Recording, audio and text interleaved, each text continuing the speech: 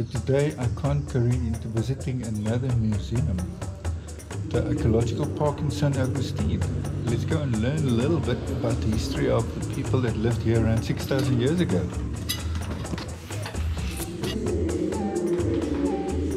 It was fascinating to learn about the development of South America in the pre-Colombian times, when the Incas ruled most of this area, and how they colonized all over South America. It was a great open-air museum and a fantastic jungle all around. It was great to take a walk from one exhibit to another. So 2,000 years ago, there was a thriving community of 75 circular houses living here, not so many people.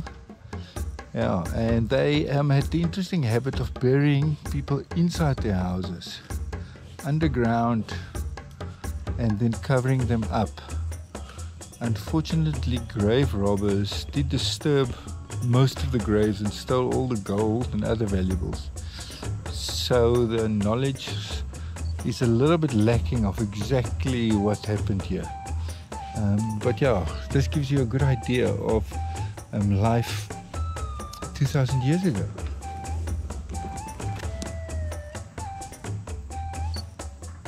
The theory is that the statue was used as a bridge between the human and the animal kingdom, and there's lots of themes of fish, snakes, frogs. Teeth are very prominent. A lot of times there's fish in their hands. But it's all guesswork due to the disturbances of the graves. But they are great to look at.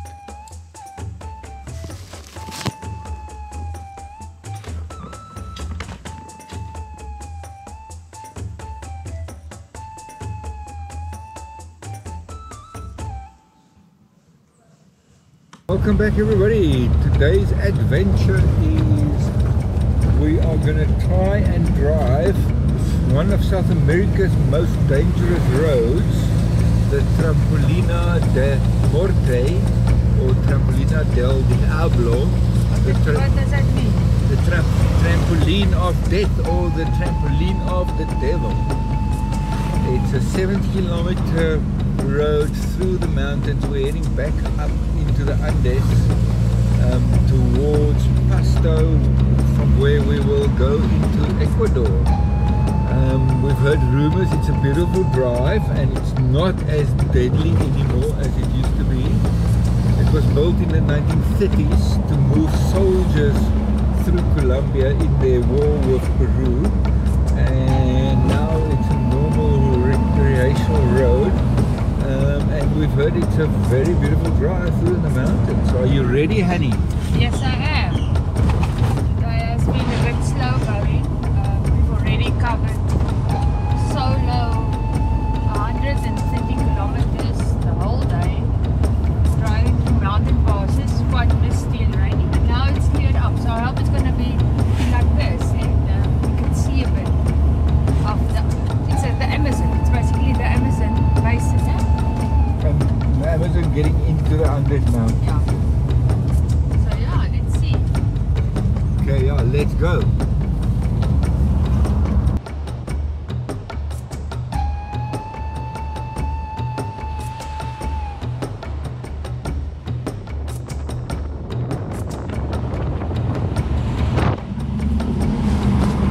One of the things that happens a lot on this road is landslides. We've had our fair bit of landslides in Peru and Colombia, but yeah, that was our first one as we slowly meander up into the mountains. Let's see how it goes.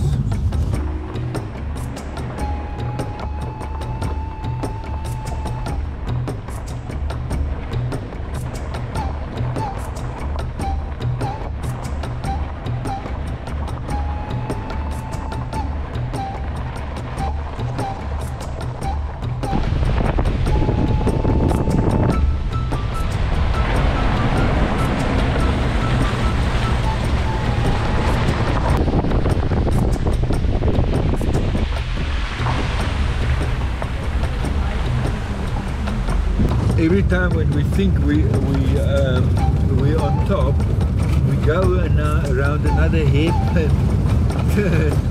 and then it's still climbing higher and higher, and the trees are just getting greener and greener. An amazing drive.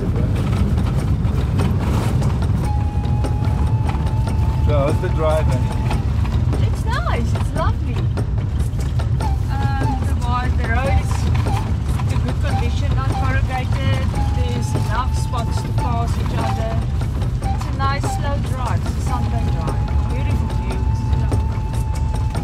views. Multiple memorials of previous victims of this road was all along the road, with some of them specially marked for truck drivers. At the top of one of the peaks there was a Catholic memorial, and we were amazed to see that there were people living high up in the mountains, eking out a living.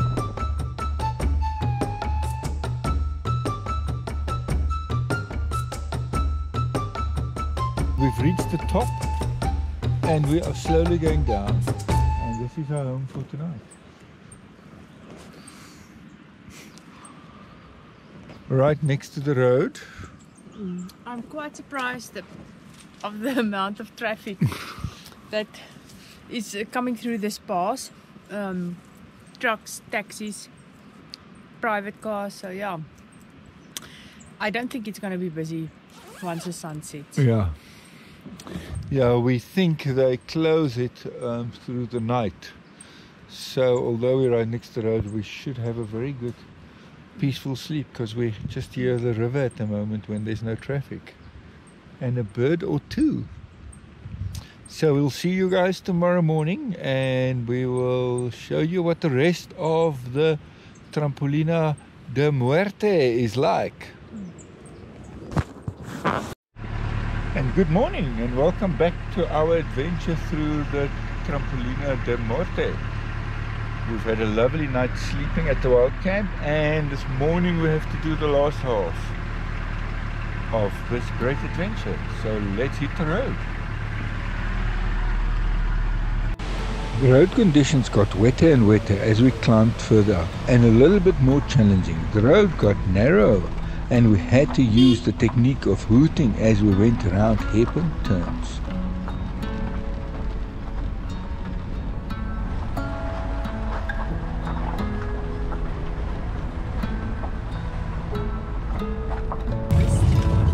And we're climbing again, and it's getting colder and colder. We thought we were already over, but we are getting higher and higher. There's mist all around. Suddenly the road is much wetter. For the first time on this route we had some potholes.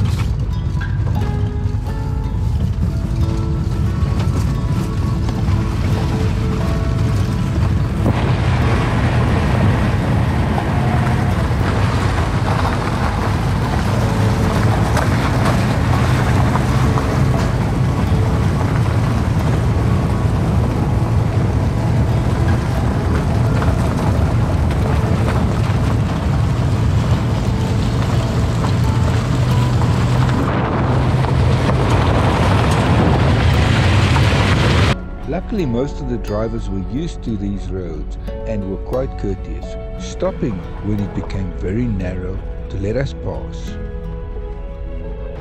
The mist created quite a spooky atmosphere, especially when we started seeing more and more of the memorials to the previous victims through the mist.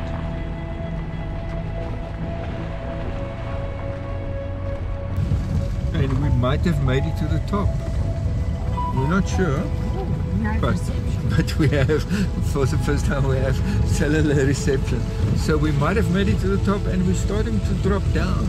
Yeah, we have about 15 kilometers left, according to my maps, and it's quite misty at the moment.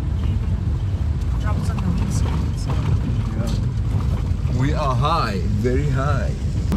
And we've made it through the trampoline of death. The good news is we had a great drive. Bad news is... We survived. Yes, we survived. The bad news is the world is getting way too civilized. We didn't even have a near-death experience. Very disappointing, honey. Yeah, because that's what I live for. A near-death experience. And we're back on, you can hear the silence, we're back on the boring tar road. So now we are slowly heading towards Pasto. Gonna quickly stop and there's a wash. Yeah, quickly gonna get the car washed and have some breakfast, some muesli, and then we're gonna hit the road further.